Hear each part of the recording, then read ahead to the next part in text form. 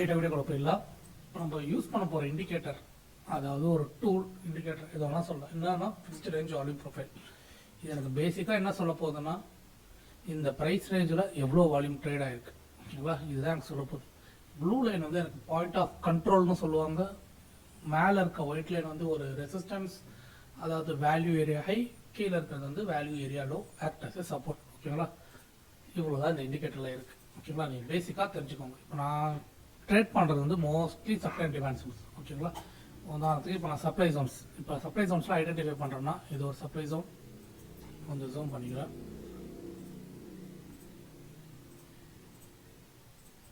ஓகேங்களா, வேறு என்ன சப்ளை ஜோன்னா இது ஒரு சப்ளை ஜோன்,